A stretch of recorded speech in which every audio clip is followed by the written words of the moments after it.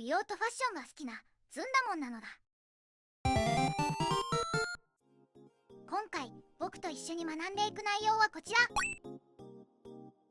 お肌のお手入れ方法について一緒に学ぼう。基本的なスキンケアと聞いて化粧水と乳液を思い浮かべる人が多いと思うのだ。もちろんそれで合ってるのだけど、スキンケアの工程としては洗顔から始まると言っても過言ではない。洗顔、化粧水、乳液、これが基本。でもドラッグストアにある商品を思い返してみてほしい。とにかく恐ろしいくらいにいろんな種類のスキンケアコスメが存在しているのだ。クレンジング、洗顔、ブースター、化粧水、美容液、乳液、クリーム。もっと描こうと思えばもっと描けるくらいにたくさんのコスメがあるのだ。どうしていろんなコスメが売られていて人々がいろいろ探し求めて買っていくかというと、化粧水の効き目をいい感じにするとか、シミやシワにいい感じの成分があるとか、自分の欲しい効果を追加でトッピングするため、そしてその欲しい効果は人によって全く違ってくるからなのだ。もちろんシンプルにしたい人もいるので、そこは人の好み。僕はいろいろ増やしてその後減らしたのだ。正直なところこの試行錯誤が楽しいところもあるのだ。まずは基本的なところから始めて、自分の肌悩みに応じて増やせばいいのだ。最初から全部揃えるとお金は足りなくなるし、何が合っているのか分かんなくなるからね。ブースターとかプラスアルファなコスメやオールインワンとか便利なものはまたの機会に説明するとして、今もうすでに持っているコスメの使い方を改めて確認してほしいので、まずは基本形の3ステップ、洗顔、化粧水、乳液について紹介するのだ。喋り出したらキリがないので、まずは本当に基礎的なところだけをやっていくのだ。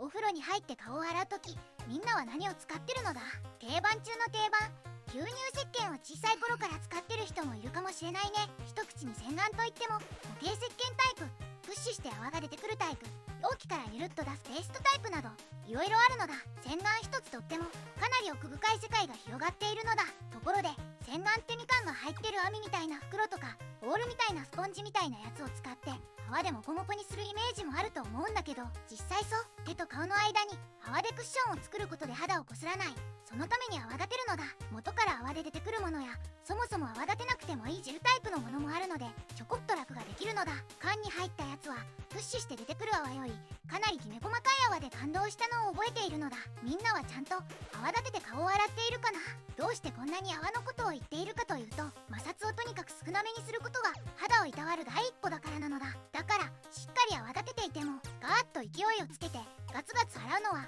お肌によろしくないのだ。そして巷でよく言われているのがシャワーで顔を洗っていいのか問題。水圧がそこまで強くなければシャワーでも OK という意見もあるし、シャワーの水流が肌への摩擦や刺激になってよくないという意見もあるのだ。僕は美容系の CM でよくある手をお椀のようにしてお湯をためて、そこに溜まったお湯を顔に当てに行くやり方をしているのだ。お湯の温度が高すぎたり洗い残しがある方がお肌に良くないので、仕上げにぬるくて弱めのシャワーで軽く流してもいいかもね。もしメイクをしていたり落ちにくい日焼け止めを使っていたりしたらメイク落とし、クレンジングを使おう。洗顔だけで落ちるメイクも日焼け止めもあるので、商品の裏に記載されてないかしっかり確認するのだ。クレンジングを使う場合はクレンジングの後に洗顔が基本かな。ダブル洗顔不要と書いてあるものはクレンジングと洗顔を一度に行うことができるので、肌への摩擦が気になったり洗顔後に肌が突っ張る感じがするなら試してみてもいいかもなのだ。ちなみに朝起きてからの洗顔は洗顔料を使わずにやっちゃっても大丈夫という説と、寝ている間に出ている汗や皮脂、酸化したスキンケアを洗い流すために洗顔料は必要という説があるのだ。いろんな人がいろんなことを言っている状況なのだ。僕は軽くぬるま湯で手を洗って濡れた手のまま優しく顔を撫で回すくらい。洗顔をしすぎると肌に必要な油分まで洗い流してしまうからやりすぎは良くないのだ。自分の肌の状況に応じて朝洗顔をするかしないのかを選んでほしいのだ。いよいよお風呂から上がってからのお手入れなのだ。化粧水は肌に潤いを与える、水分を補給するというイメージで使ってほしいのだ。ベーシックなのは化粧水を手に取って顔に広げるやり方。手に出す量はだいたいパッケージか商品の裏に書いてあることが多いのだ。量をケチるとお肌に良くないのでちゃんと適量を使うのだ。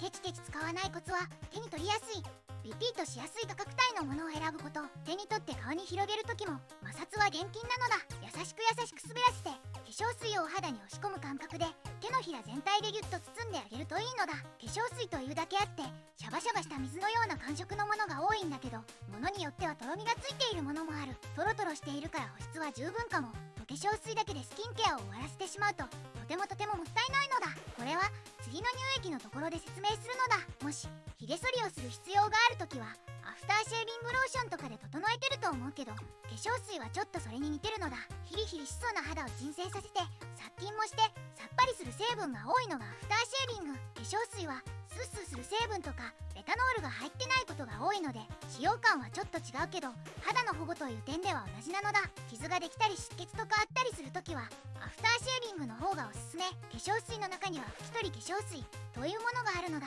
これはその名の通り拭き取って使うことに特化した化粧水。具体的にはコットンやパッドに化粧水を染み込ませて顔を拭う感じで滑らせて肌に残っている古い角質や不純物を取り除くのだ。僕は時々朝の洗顔の代わりに使うこともあるのだ。毛穴が気になる時とか肌がくすんでる時とかに使うのがおすすめなのだ。そしてもう一つ修練化粧水と呼ばれるもの。これは保湿より引き締めに重きを置いた化粧水なのだ。アルコール入りでほてった肌につけると気持ちいいのだ。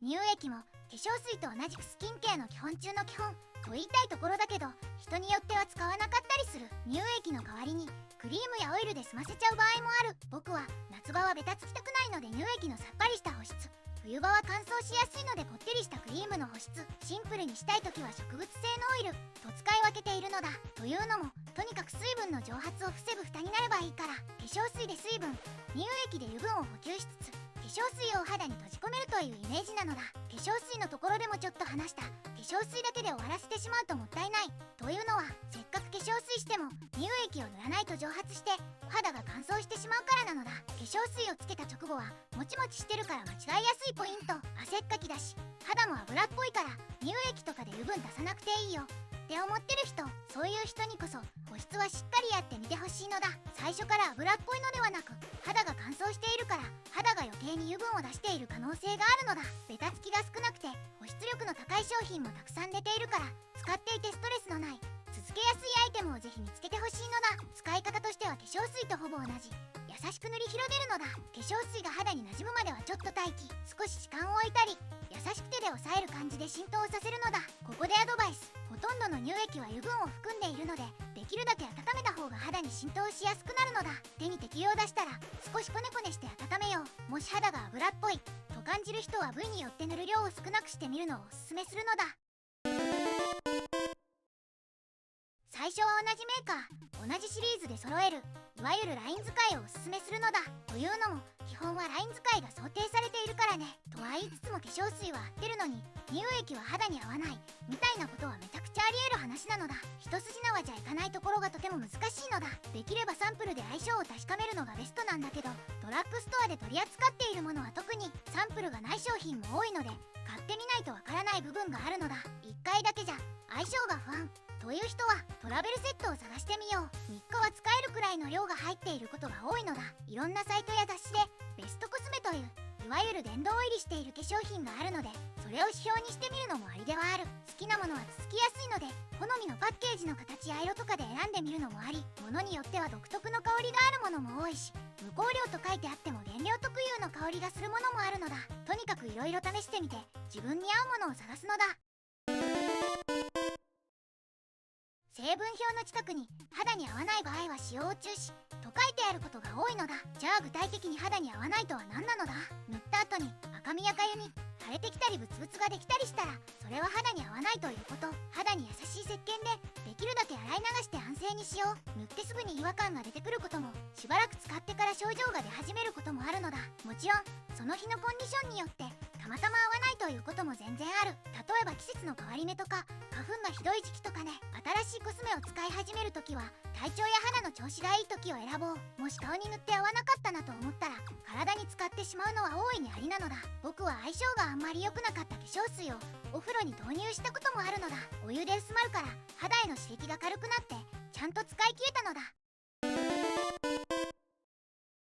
肌のタイプとしてどうしてもニキリができやすいという人がいるのだ。なんとコスメ業界はそんな人でも選びやすいコスメを作ってくださっているのだ。まずはノンコメドジェニックと呼ばれるもの。コメドとはニキリの初期段階のこと。ノンコメドジェニックはニキリの原因となるコメドができにくい設計になっているのだ。抗炎症成分とか殺菌成分が入ってるとかとにかく工夫されているのだ。パパッケージや裏の成分表を見てみよう。有名な成分で言うと、抗炎症ならフリチューリチン酸ジカリウム、殺菌ならサリチル酸とか、こういう成分ある程度の濃度で入ってると薬用とか薬部外品っていう表示がパッケージにあるので、それを目印にさらしてみると手っ取り早いのだ。基本的に防腐剤とか香料が入っていない、添加物が少ないものほど肌への刺激は少ないとされているので、〇〇フリーと書いてある商品もおすすめ。その他にも低刺激、敏感肌向けのコスメも肌に優しいのだ。もちろんこれでも肌の調子が悪くなってしまうというのは全然おかしい話でもない。市販のコスメでの改善が難しそうな時はぜひ皮膚科に行ってみよう。ニキビは皮膚の慢性炎症性疾患という位置づけで治療してもらえるものなのだ。ニキビに似た別の病気だったりホルモンバランスが原因だったり、病院に行かないとわからないことも多いからね。ここまでスキンケアについて話してきたわけだけど、お肌の悩みは塗ってるだけで解決するものではないのだ。普段の食生活や睡眠などの生活習慣、そして体質が大いに関係しているのだ。スキンケアはあくまでも外側からのケアということを忘れないでほしい。そしてスキンケアコスメは上を見たらキリがないけど身近なところでも買えるもの。コンビニやドラッグストアに立ち寄った際についでにコスメの棚を見てみてほしいのだ。ちょっとでも使ってみようかなとワクワクした感じになってもらえてたら嬉しいのだ。ということで今回はここまで。また次の動画でお会いしましょうなのだ。